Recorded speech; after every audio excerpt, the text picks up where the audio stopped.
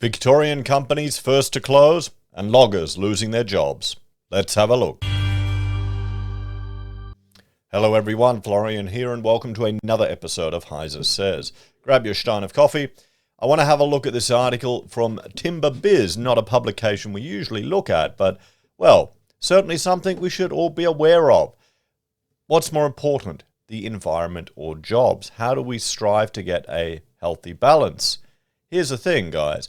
All of the feel-good legislation and interventions and restrictions that you push through will often cost people their jobs.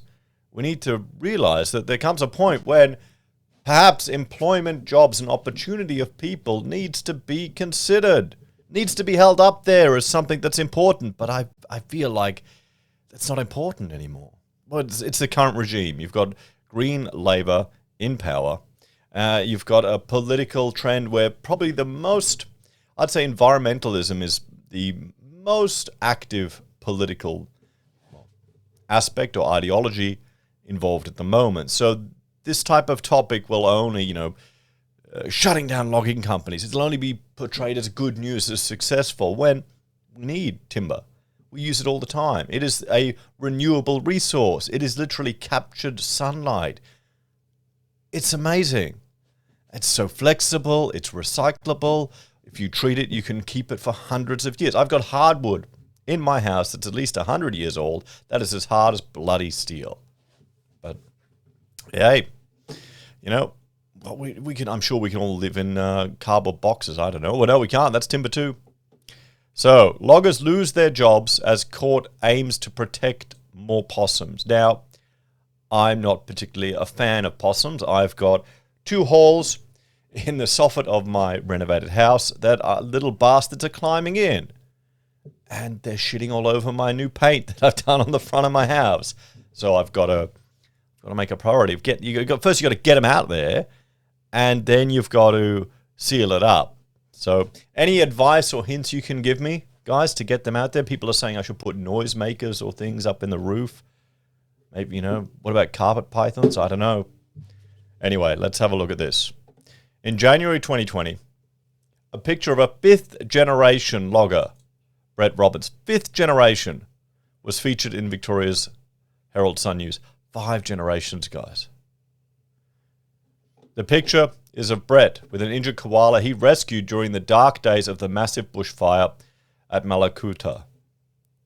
His job was to fell dangerous trees and clear debris that blocked roads and isolated communities during the devastating fires. So he's a bloody hero, helping people get away from these horrific fires. He had gotten the call up, as forestry workers often do during fires. It came days after his own property at Buchan, a holiday home he lived in for 5 months a year, burnt down. So he's lost one of his homes. See, and the tall poppy people in the media, like I saw a Twitter post that I think Jason Murphy's responding to, about someone saying if you own more than one house, you're part of the housing problem in Australia. It's this tall poppy bullshit that's holding Australians back. Okay? The issue isn't people owning more than one.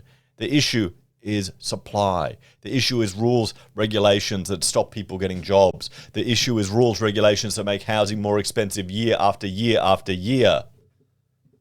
Where it comes to the point that it's worthless developing a house unless it's bloody huge so you can make your money back. As of today, so yesterday, on Remembrance Day, Brett is effectively out of a job. His job is gone following Justice Melinda Richards' ruling that Vic Forest pre-harvest surveys were inadequate, and it was not doing enough to protect 2 possum species, greater and yellow-bellied gliders. The subsequent order shutting down logging is effective as of today, and according to Vic Forest CEO Monique Dawson, the order is permanent and comprehensive. Why the hell is it permanent? Shouldn't they address the inadequacies in their pre-harvest surveys before doing it? This is the thing. They're destroying industries. Insane. Utterly insane. Oh, I'm sure we can import more wood from overseas. Yeah, that's the solution, isn't it? You feel like just curling up in a ball and hiding, he told the Weekly Times. Poor guy. This is bullshit. So completely beyond his control. It's also unnecessary. Victorian Forest Products Association Chief Executive Deb Carr pointed out in July this year that Victoria's Environmental Minister, Lily D'Ambrosio, could end the legal lockup of native forests by spending $100 gazetting greater glider possum protections into the Code of Practice for Timber Production. I mean, this is so just some legislative paperwork, jumping through some loops, publishing a few things. And you keep people in jobs. Will they do it? It's not a vote winner. It's not a vote winner. I mean, I'm gonna make a complete assumption here. Okay, this is a complete assumption. I'm gonna assume, and I may be wrong, but I'm gonna assume Brett isn't an inner city latte sipping lefty. Okay, I'm just gonna assume that. Hey, he could be. He could be. Never know. Not judging. But I'm just, never know. A logger in the bush, yeah.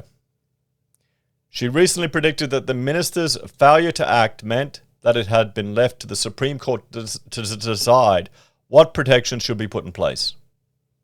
Gary Blackwood, who is standing down as the member for Narrabeen in the Gippsland November 26 state election, said the government had been lobbied for months to adjust the Code of Forest Practice so that it reflected exactly what had been in place to protect the greater glider for many years. It's simply, so simple it seems to fix, so simple it saved the livelihoods of people across Gippsland. But nothing from the state government, apart from a statement from Ms. D'Ambrosi's office, which said that protection of greater glider is complex and any changes require proper assessment. Yeah, they're kowtowing to the inner city leftists that they're so dependent on to get into power. Okay? They don't give a shit about people who work, create the resources that we need to live in a modern society. They don't give a shit about you. Surely the protection of jobs for people like Brett Robbins should take priority. That fact, it seems, it doesn't, is unforgivable. Well, yes, I would have to agree with Timber Biz right here. And of course, this is a timber-based website and publication, so there's going to be a bias there, but still. So let's have a talk, guys. Hard-working Aussies, cast aside. They don't give a shit about you guys. And you know what? Dan's probably going to fly back into Victoria. Because you're not important anymore. Just lose your job. Get stuffed, pay your taxes. We don't care. Shows you, doesn't it? They don't give a shit. I feel sorry for these people. I feel sorry that they're losing their jobs. I'm sure they could do adequate assessments of the forest before they start felling trees. What do you think? As always, thanks for watching. Like, share, subscribe to the channel. Check out HeiseBim and HeiseSays International for other videos I discuss. And if you're a fan and want to support us, you can financially on YouTube or Patreon, using our referral links, buying our pocket squares, or calling us if you need an architect. Take care, everyone. Have a great day. And I'll see you in the next episode of HeiseSays. Bye for now.